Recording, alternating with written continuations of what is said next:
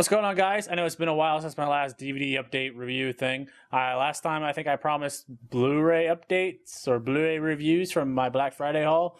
So I think we should get started with that. Yeah. First thing I watched was The Green Lantern. Of course, The Green Lantern is a superhero movie starring Ryan Reynolds. I think this is pretty much panned at the box office. Not a lot of people liked it. Personally, I don't know too much about Green Lantern. You know, I was raised on comic books. I always knew Green Lantern existed. I didn't really know. I knew there was a ring. I knew there was like space cops. That's about it. As for the movie, it's not that good. And I think the reason why it's not that good because, you know, you have the main bad guy, Parallax, which seems really cool, except he just doesn't seem like he's a big part of the story. I mean, they enter on him, and then he's like in the last 15 minutes. But the rest of the film is just Ryan Reynolds trying to come to grasp with all this power that he's given, and whether or not he deserves it, or whether or not he can do it. There's also this love angle. Of course, I think every superhero movie has one. Seriously, they're getting old. Please stop having them. They're cool every once in a while, but every superhero movie doesn't really need a love interest. Thor was kind of very similar to it. So you have Ryan Reynolds, his love interest, who's another fighter pilot, played by Blake Lively. Very hot, by the way. Just way too much time put on it. Some of the things that I would have changed, I probably would have shown more about the core.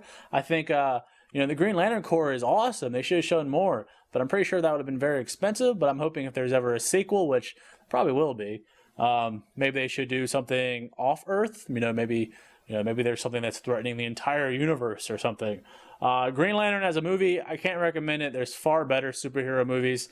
And I know everybody loves Ryan Reynolds. I know he's a huge comic book fan.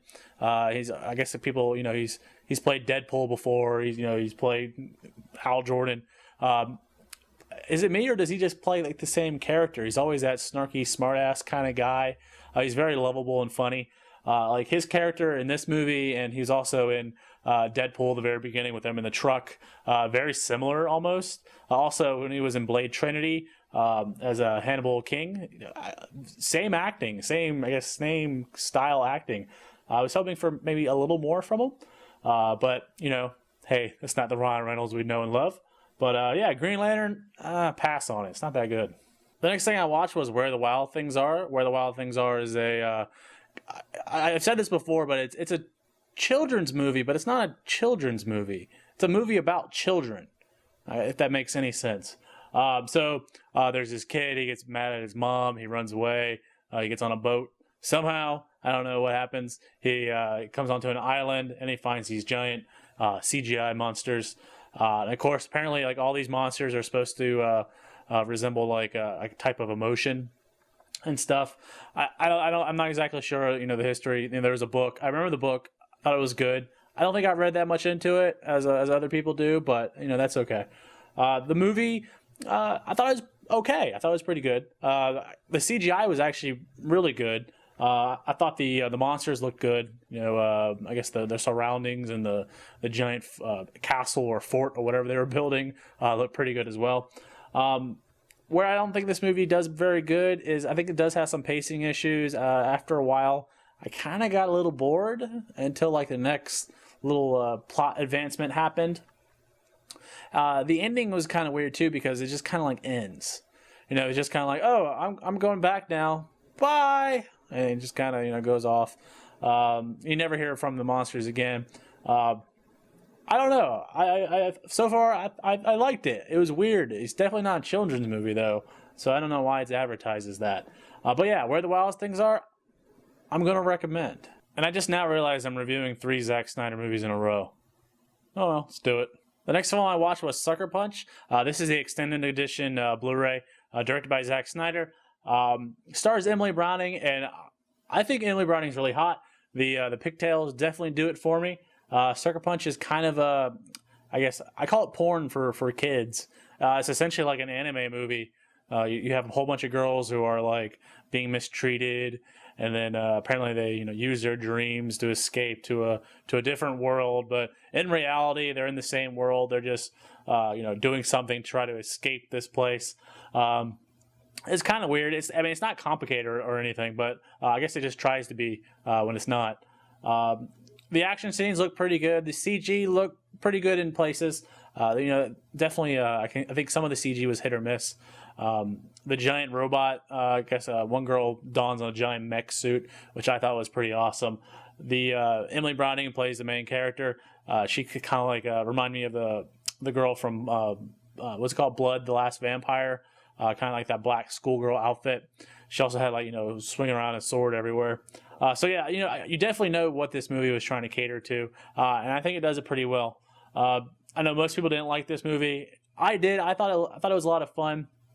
I was kind of mad at the ending because she was kind of like, oh, this. Oh yeah, spoiler by the way.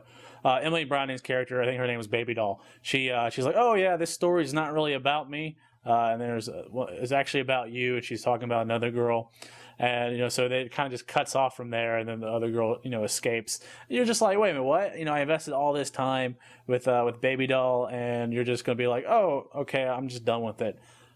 Terrible, bad storytelling. Sorry, Zack Snyder, not very good. But the movie is a visual like orgasm. It's just all in your face and everywhere.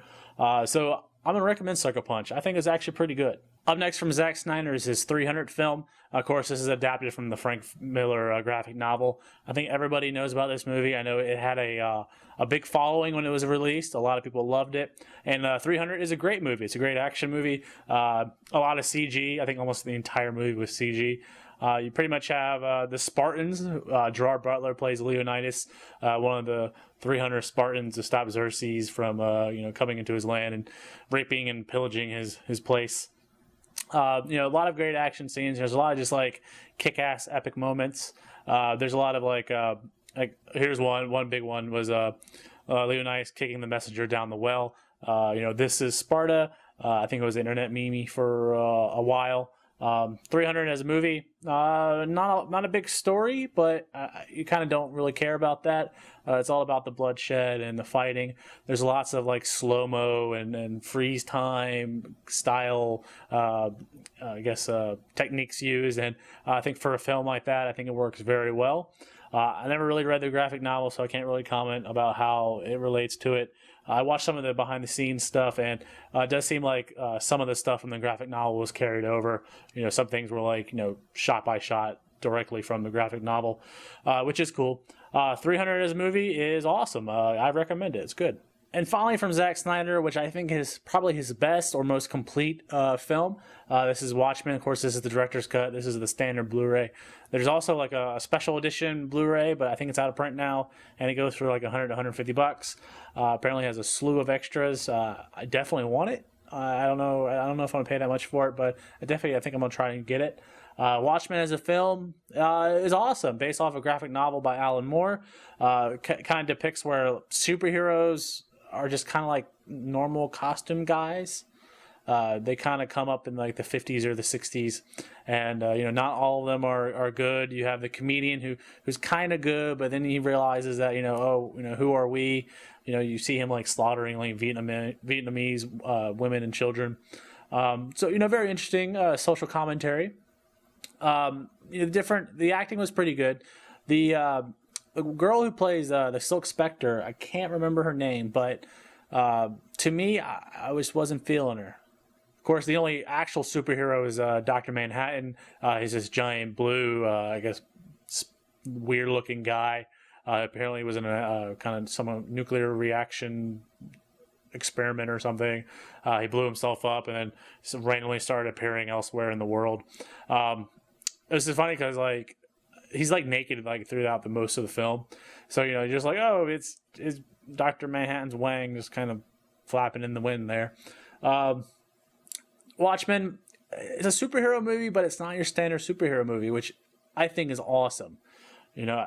It's very differently paced. There are action scenes, but generally it's not all about the action, which is good. You have a lot of flashbacks. The opening opening montage with the Bob Dylan song "Times Are Changing" was phenomenal. That part was excellent.